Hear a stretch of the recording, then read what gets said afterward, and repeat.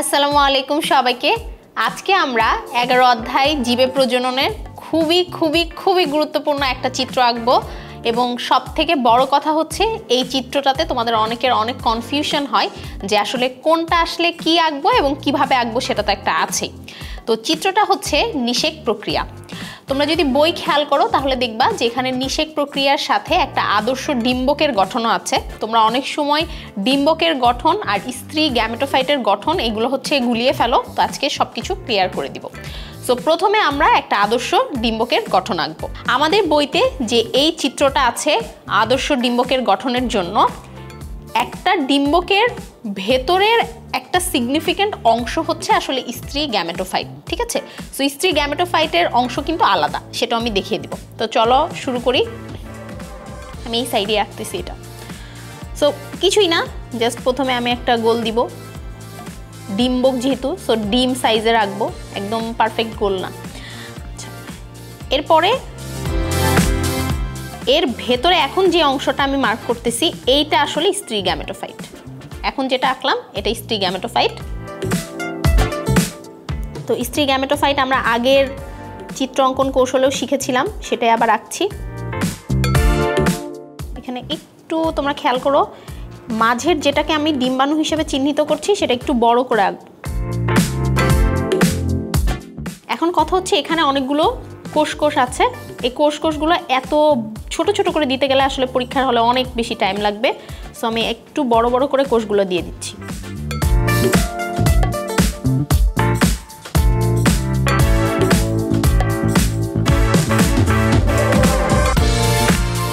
দেখছো কত অল্প সময় হয়ে গেল। আচ্ছা, এরপরে আমরা বাহিরের অন্তত্বক এবং বহিত্বক আঁকবো। সো এখানে একটা হালকা ছিদ্রের মতো অংশ রেখে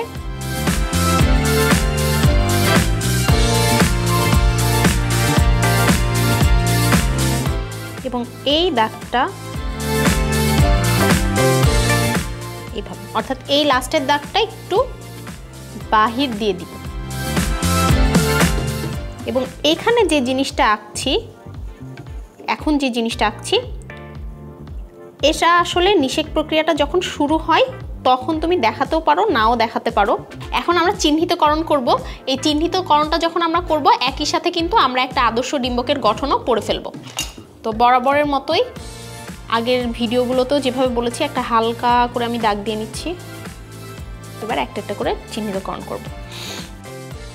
সবাই একটু খেয়াল করো, প্রথমে আমি আগে যে জিনিসটা চিহ্নিত করছি সেটা হচ্ছে একটা স্ত্রী গ্যামেটোফাইট, যেটা সেই অংশটা চিহ্নিত করে নিচ্ছি। সো এই তিনটা কোষের নাম হচ্ছে আমাদের প্রতিপাদ কোষ, এটা হচ্ছে আমাদের সেকেন্ডারি নিউক্লিয়াস এবং এই মাঝেরটা হচ্ছে ডিম্বাণু আর এই দুই সাইডেরটা হচ্ছে আমাদের সহকারী কোষ। সো বইয়ের আমরা সহকারী কোষ, ডিম্বাণু, সেকেন্ডারি নিউক্লিয়াস, প্রতিপাদ কোষ এগুলো চিহ্নিত করে ফেলেছি।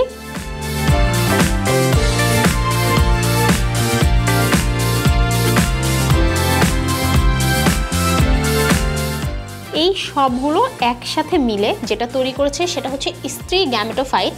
বাট এখন যেহেতু আমরা দেখাচ্ছি যে নিষেক প্রক্রিয়াটা শুরু হয়ে গিয়েছে, সো এটাকে এখন আমরা ভ্রূণথলি হিসাবে চিহ্নিত করব। সো এটা হচ্ছে আসলে ভ্রূণথলি। আসলে কিন্তু ভ্রূণথলি এটা বইতে যেটা চিহ্নিত করা আছে আমি সেটাও চিহ্নিত করে দেখাচ্ছি, বাট এই সব কিছুই আসলে ভ্রূণথলির অংশ। সো ভ্রূণথলিও চিহ্নিত করে ফেলেছি। এবার খুবই সহজ, দেখো আমরা অন্তত্বক চিহ্নিত করব এবং বহিত্বক চিহ্নিত করব।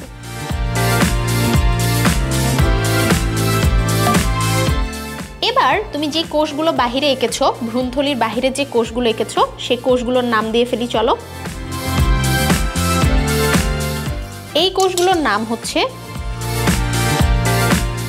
ভ্রূণ, পোষক, টিস্যু, বাট এটা একটা ইংলিশ নাম আছে যেই নামটাতে এটা বাংলাতেও বেশি পরিচিত, সেটা হচ্ছে নিউসেলাস।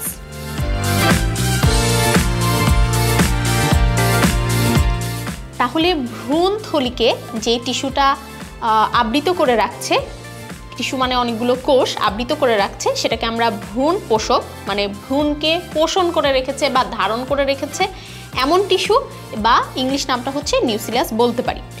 এখন তোমরা খেয়াল করলে দেখবা এখানে যে জিনিসগুলো আমাদের বাদ পড়েছে তার মধ্যে হচ্ছে ডিম্বক রন্ধ্র, ডিম্বক নাভি, ডিম্বক নাড়ি এবং ডিম্বক মূল। সো আমি জানি যে এই জিনিসগুলো তোমাদের কাছে খুব উলটপালট হয়ে যায়, আমি এখন লজিক দিয়ে তোমাদেরকে এই জিনিসগুলো চিহ্নিতকরণ দেখাবো। প্রথমে আসতেছে ডিম্বক রন্ধ্র। তুমি পুরো ছবিটা খেয়াল করলে দেখবা এই পুরো ছবির শুধুমাত্র এই জায়গাটাতে আমরা ফাঁকা স্থান রাখছি বা ছিদ্র রাখছি। এটা রাখার একটাই উদ্দেশ্য যে এটা দিয়ে আমাদের নিষেক প্রক্রিয়া হবে বা শুক্রাণু যেটা সেটা হচ্ছে ডিম্বাণুর সাথে মিলিত হবে। সো এইটা ছাড়া আসলে রন্ধ্র বা ছিদ্র হওয়ার কোনো অপশন নাই, অন্য কোনোটা তুমি চিহ্নিত করতে পারবা না।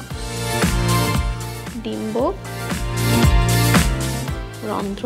আচ্ছা, এরপরে ডিম্বক নাভি যেটা সেটা আসলে কোনটা হওয়া উচিত? ডিম্বক নাভি।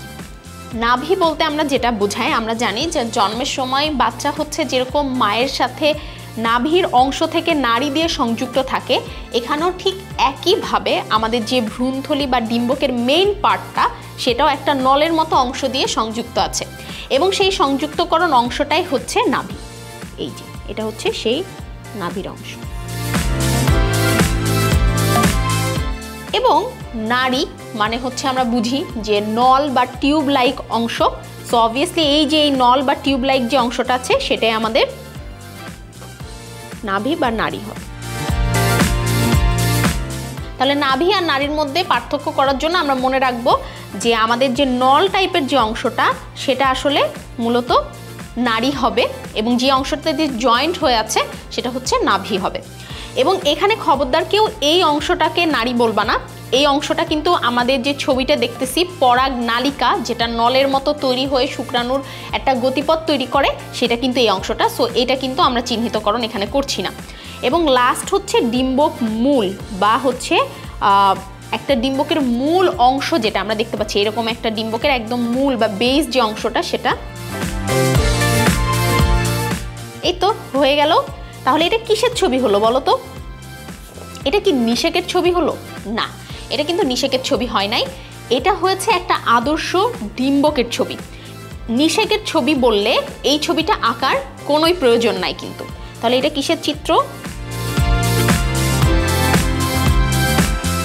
তুমি এই চিত্রটা মনে রাখলে কিন্তু একটা ডিম্বকের গঠন যদি বর্ণনাও করতে বলে তুমি শুধু অংশগুলো সুন্দর করে বর্ণনা করে দিলেই হয়ে যাবে। এখন আমরা নিষেক প্রক্রিয়া আসলে কোন ছবিটা আঁকবো সেটা শিখবো। নিষেক প্রক্রিয়ার জন্য আমরা এতক্ষণ যে অংশটা অনেক বড় করে আঁকছিলাম সেই অংশটা এখন একদম ছোট করে আঁকবো, একদম ছোট করে এই অংশটা আঁকবো।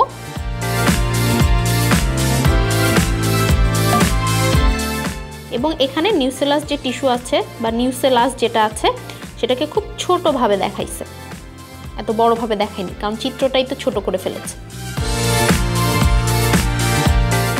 এবং এই অংশটা আমরা একটু ফাঁকা রাখার চেষ্টা করব কারণ এই অংশটাতে আসলে শুক্রাণু এন্ট্রি নেবে। সো এই অংশটা আমরা একটু ফাঁকা রাখবো এবং এই অংশটার পাশ দিয়ে আমরা হচ্ছে অন্তঃত্বক এবং বহিত্বক দেখাবো।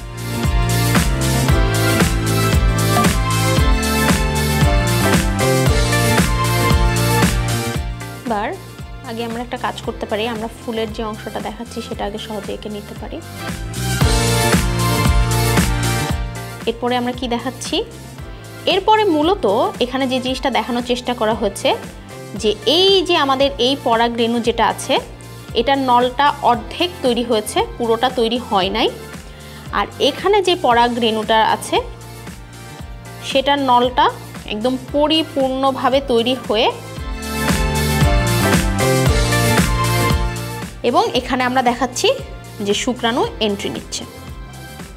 সো দুটো শুক্রাণু উৎপন্ন হয়, এটা আমরা পুং গ্যামেটোফাইটের গঠন থেকে জানি। সো দুটোই এন্ট্রি নিচ্ছে সেটাই আমরা দেখাচ্ছি এবং এই অংশটা এইভাবে কাভার করে দিলে হবে। এখানে অন্যান্য যে পরাগ রেণুগুলো আছে এগুলো আসলে আঁকা এতটা ম্যান্ডেটরি না, ঠিক আছে? এটা একদম সিম্পলভাবে নিষেকের চিত্র হচ্ছে আসলে এটা।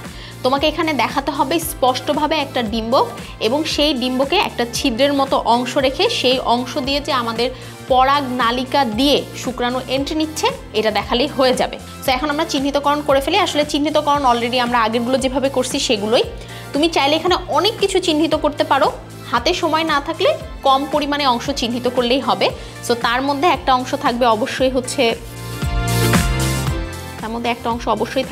পরাগ রেণু,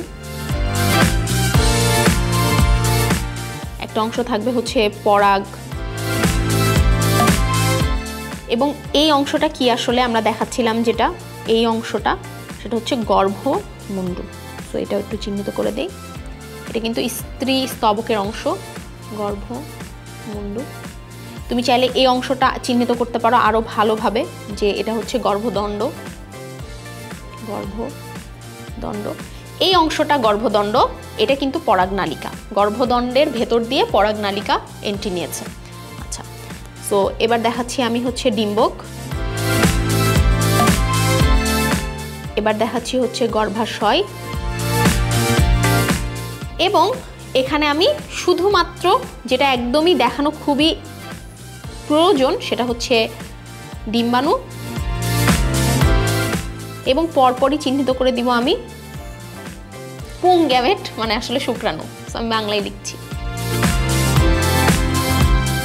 ডান। তুমি চাইলে এর বেশি অংশ চিহ্নিত করতে পারো, বাট পরীক্ষায় যদি সময় না থাকে এতটুকু চিহ্নিতকরণ এনাফ। এবং আমি আবারও বলছি, নিষেকের চিত্র আসলে বা নিষেক গঠন বা নিষেক প্রক্রিয়া বর্ণনা আসলে শুধুমাত্র এই চিত্রটাই এনাফ, এর বেশি কোনো চিত্র আঁকার প্রয়োজন নেই। নিচে লিখে দিব চিত্র। সো আশা করি এই চিত্রটা খুব সহজেই তোমরা শিখে ফেলেছো, এবং এই চিত্রটা অবশ্যই প্র্যাকটিস করে যাবা, কারণ পরীক্ষার জন্য এটা অনেক বেশি কিন্তু গুরুত্বপূর্ণ।